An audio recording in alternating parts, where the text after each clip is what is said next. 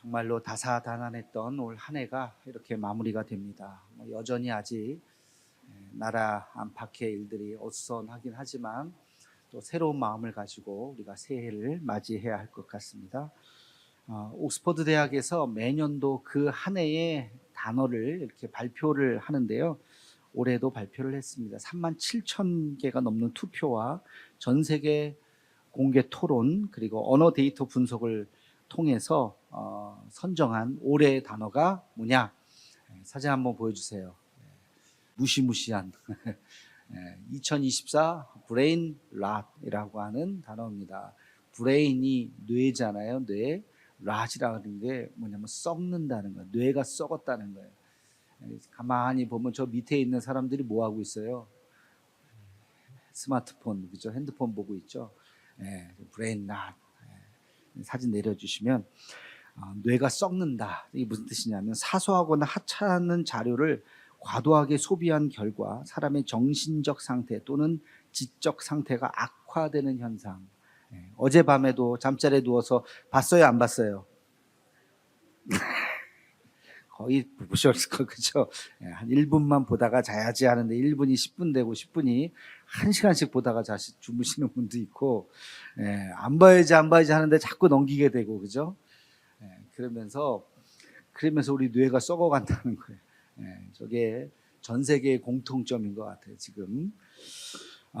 그런가 하면 우리나라는 전혀 다른 단어를 이야기하더라고요.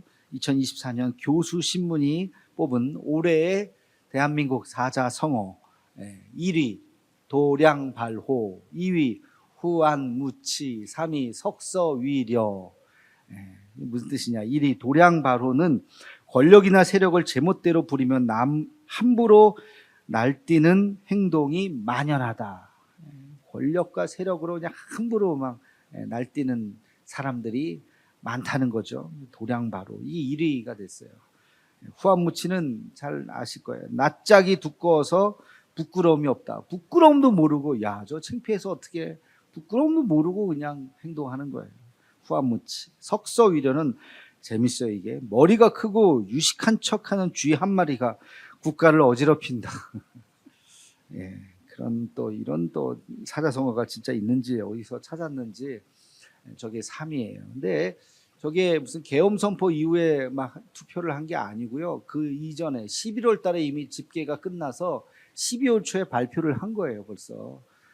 그러니까 그러고 나서 보니까 저게 또 맞나 싶기도 하고 어떤 이런 일들이 지금 대한민국 지식인들이 뽑은 사자성어예요. 근데 제가 쭉 보다 보니까 5위에 있는 단어가 하나 있더라고요. 5위에 본립도생이라고 하는 단어예요. 멋있는 뜻이에요. 기본이 서야 길이 생긴다. 기본이 딱 서야 그 길이 쫙 보이는 거예요. 그 길로 가는 거예요. 기본이 서 있지 않으면 길이 보이지 않아요. 길도 아닌 곳으로 막 가게 된다는 거죠. 저는 이 본립도생이라는 단어를 딱 보았을 때 이게 우리 그리스도인들이 가져야 하는 자세이다. 신앙에도 그대로 적용이 된다. 우리도 기본이 서야 됩니다. 우리 신앙인의 기본이 뭘까요? 신앙인의 기본이 바로 말씀에 서는 거예요. 하나님의 말씀에 딱 서야 가야 할 길이 보이는 거예요. 십자가의 길이 보이고 예수님께서 걸어가신 그 길이 보이는 거예요. 그 길로 우리는 걸어가야 할 줄로 믿습니다.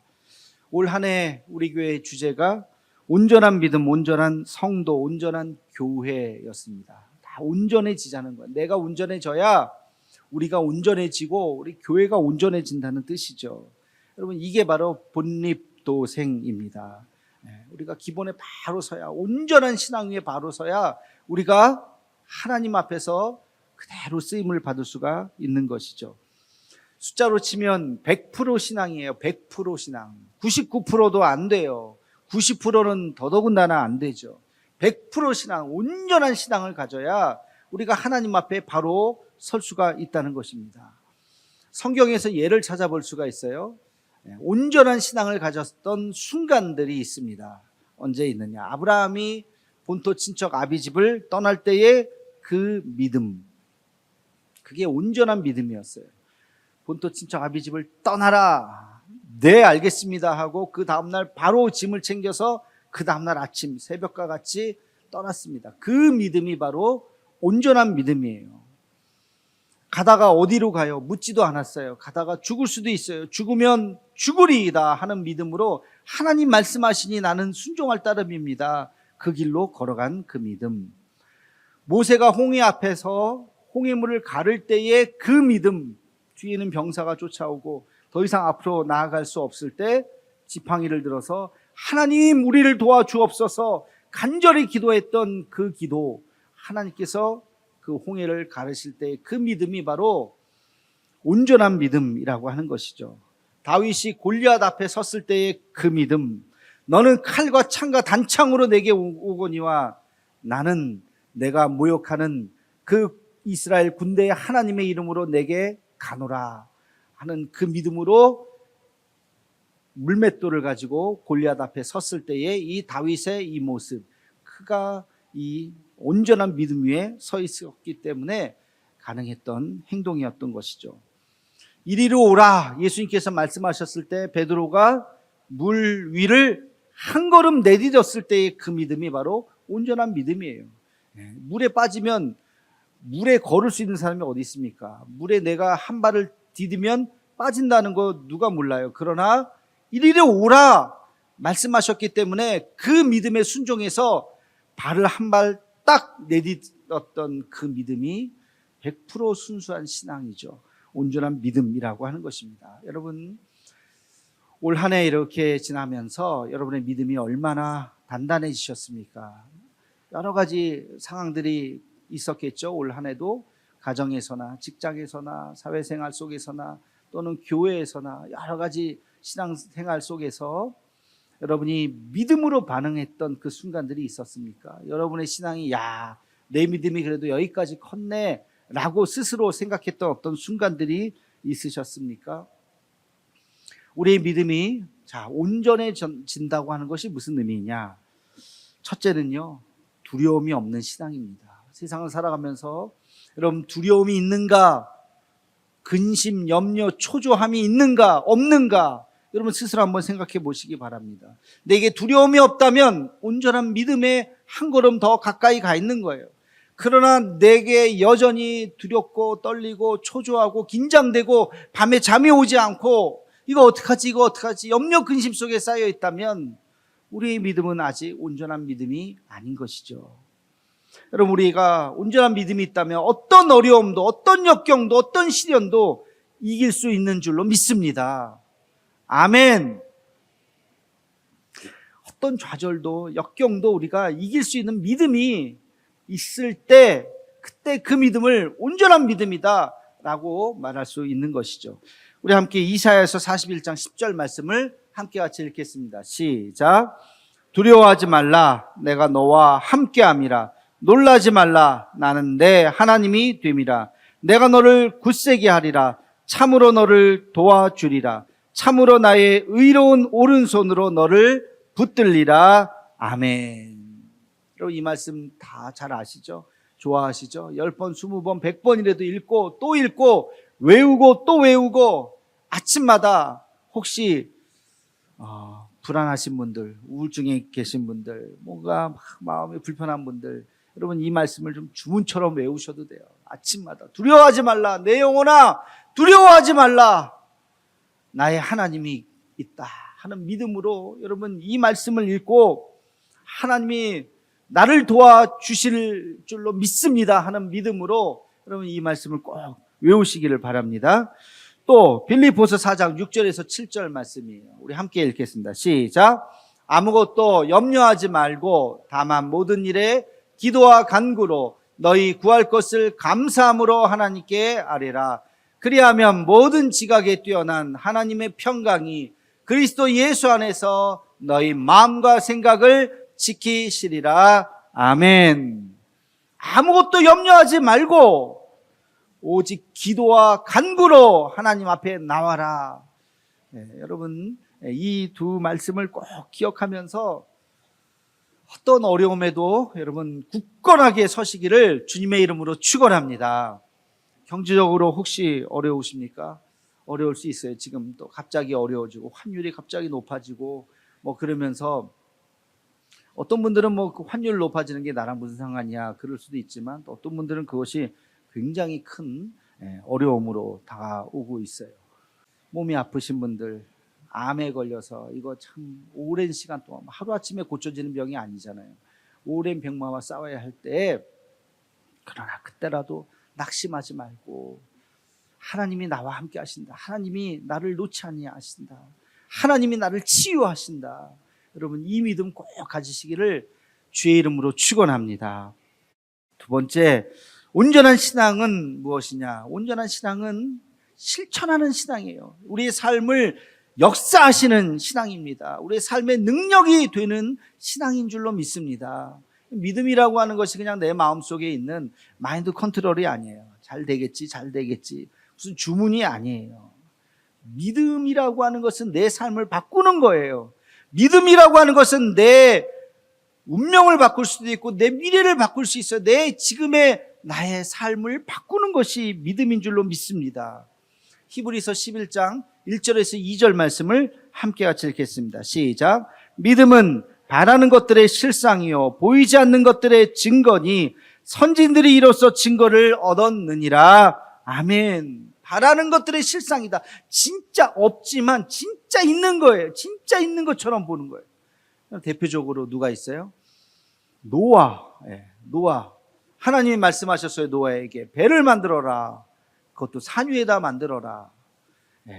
말이 됩니까? 따지고 싶은 말이 얼마나 많겠어요. 그러나 예 알겠습니다 하면서 산 위에다가 배를 만들어서 얼마나 사람들이 조롱하고 비웃고 손가락질 합니까? 그러나 그에게 믿음이 있어. 하나님을 믿는 믿음. 야, 이게 지금 산 위에다 배를 만드는 게 이게 가당치 않은 일인데 이게 될까? 이게 왜 만들고 있지? 박물관인가 이게?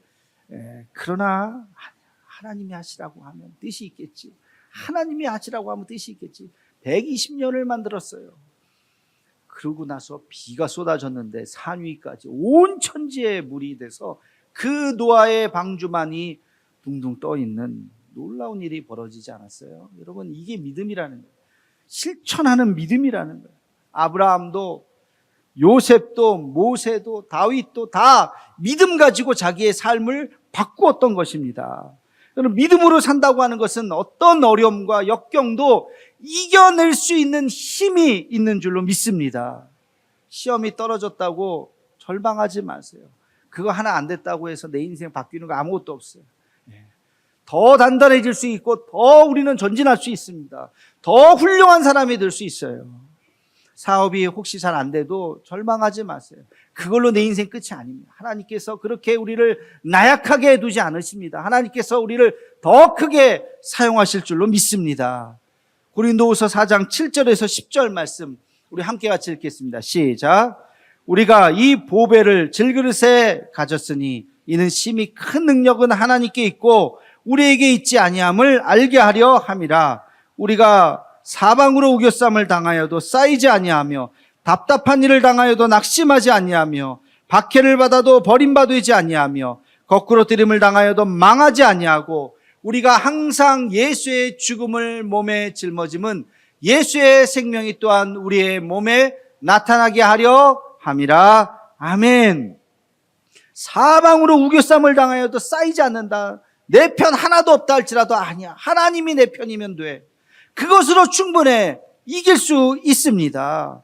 답답한 일을 당해도 내 마음에 낙심하지 않는 거예요. 박해를 받아도 버림받지 않는 거예요. 왜? 이 보배를 질그릇에 가졌으니. 나와 같이 연약한 질그릇에 이 보배가 누구죠? 예수 그리스도의 생명이 우리에게 있기 때문에 어떤 어려움도 이겨낼 수 있는 줄로 믿습니다. 마지막으로 온전한 신앙이라고 하는 것이 뭐냐? 온전한 신앙은 온전한 교회로 완성이 되는 거예요. 온전한 믿음을 가진 사람들이 모여서 교회를 이루는데 그 교회가 온전해진다고 하는 것이죠. 자, 교회가 온전해진다고 하는 것이 뭘까? 여러 가지가 있어요. 한 가지를 봐서는 안 되고 여러 가지를 잘 봤을 때 이 교회가 참 건강한 교회네, 온전한 교회네, 하나님이 기뻐하시는 교회네 라고 말할 수가 있다는 것이에요. 첫 번째는 역동적인 예배예요. 여러분, 예배를 잘 드려야 되고, 예배 안에 성령의 역사가 일어나야 되고, 예배 안에 정말 하나님의 그 놀라운 은혜가 충만할 수 있는 그런 예배가 있는 교회가 온전한 교회인 줄로 믿습니다. 여러분, 역동적인 예배를 단적으로 표현하자면 뭔지 아세요? 찬양, 물론 찬양도 중요해요. 찬양대도 중요하고, 뭐 설교도 물론 중요할 수도 있겠죠. 다 중요하지만 예배가 살아있어요. 그게 온전한 교회, 온전한 교회를 딱 진단하는 첫 번째가 바로 예배인데, 그 예배가 살아있으려면 아멘이 아멘 소리.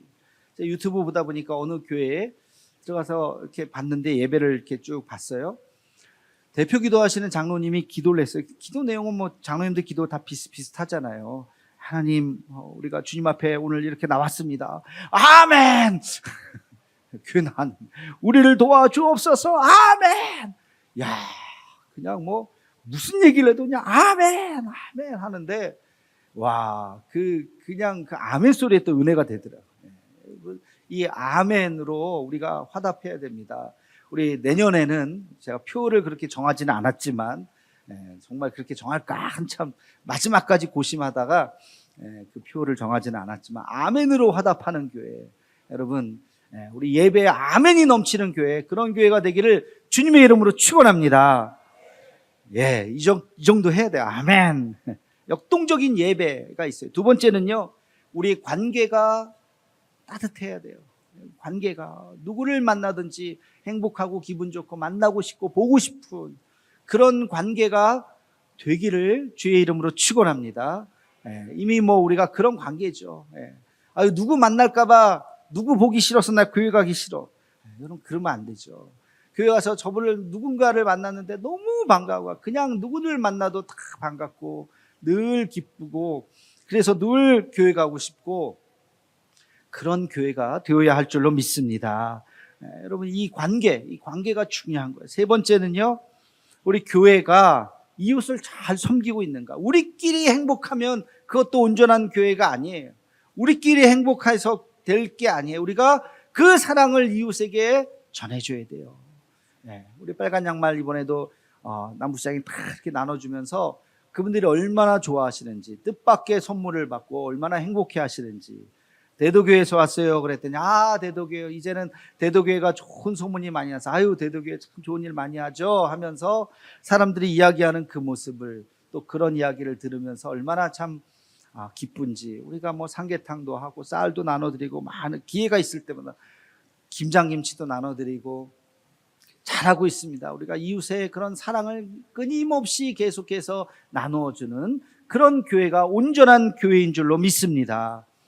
네 번째는 전도와 선교에 열심히 있는 교회가 되어야 해요. 하나님께서 교회를 세우신 목적이 뭐예요? 목적. 이게 바로 복음 전도하라고 세운 거예요. 복음 전도. 그 복음 전도의 사명을 지금까지 2000년이 지난 지금까지 계속해서 이어왔기 때문에 지금도 교회가 있는 것이죠.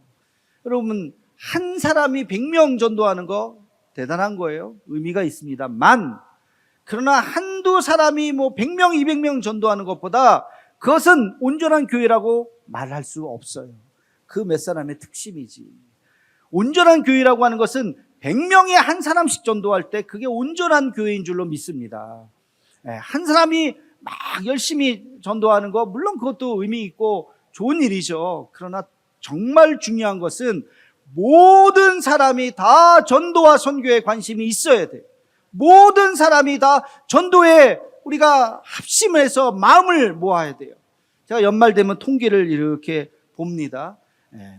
누가 몇 명 전도했는지 쭉 봐요. 근데 누가 몇 명, 전도 1등이 몇 명 했는가, 물론 그 통계도 물론 봅니다만, 정말로 중요하게 생각하는 지표는 한 명이라도 전도한 사람이 더 많아졌는가, 예년에 비해서 한 명이라도 전도한 사람이 더 많아졌는가. 이 지표를 보면 우리 교회가 얼마나 건강한 교회인가, 우리 교회가 얼마나 전도와 선교에 관심 있는 교회인가를 볼 수가 있어요. 우리는 조금 더 분발해야 돼요. 더 분발해서 우리 모두가 다 10명도 필요 없어요. 한 명만이라도 전도할 수 있도록, 그리고 선교하는데 우리가 뭐 매번 어떻게 가겠습니까마는 단돈 1,000원, 2,000원이라도 후원할 수 있는 그런 마음으로 선교에 우리가 한 마음을 품는 것이 중요한 것입니다. 내년에는 우리가 선교사님 한 분을 더 후원하기로 했습니다. 1월 달에 오실 텐데, 부룬디의 한상훈 선교사님 몇 년 전에 한번 오셨죠. 그래서 내년에는 지금까지 우리 돕지는 않았어요. 그러나 내년부터는 우리가 부룬디, 또 우리 뜻깊은 또 나라고, 거기에 100주년 때 교회를 큰 것도 짓지 않았습니까? 한상훈 선교사님 또 부룬디에 대한 마음으로 열심히 선교하고 계시는데, 그분을 또 돕기로 우리가 당회에서 결정을 했습니다. 그래서 선교사님들 이제 한 분이 더 늘어나요. 그래서 여러분들 그 마음을 모아서 정말 전도와 선교하는데 우리가 합심할 수 있는 그런 교회가 되기를 주님의 이름으로 축원합니다. 마지막으로 한 가지가 더 있어요. 온전한 교회가 되기 위해서 우리가 마지막 한 가지 더, 무엇이냐면 미래를 위해서 지금 열심히 우리가 지금 무엇인가를 뿌리고 있는가예요. 지금 우리가 뿌리고 있는가? 여러분, 현재 우리가 누리고 있는 것은 과거에 누군가가 뿌렸던 열매를 지금 우리가 거두고 있는 것입니다. 여기 최근에 오신 분들, 이렇게 아름다운 교회, 처음부터 여기 이렇게 아름다운 교회가 있었겠습니까? 40여 년 전에 이 교회를 지은 거예요, 그죠? 80몇 년에 지었잖아요. 그 이전에 70년대, 60년대는 이런 건물이 없었겠죠. 그때 누군가의 결단과 기도와 눈물과 그리고 헌금이 모아져서 아름다운 교회를 짓고 교육관도 짓고, 그러면서 지금 우리가 이 넓은 부지에서 우리가 신앙생활을 하고 있는 거예요. 과거에 뿌린 씨앗입니다. 자, 이제 미래를 위해서 우리가 또 지금 뿌려야 돼요. 무엇인가를 뿌려야 돼요. 그래야 20년 후, 30년 후 그들이 그 열매를 거두면서 감사할 수 있는 것이죠.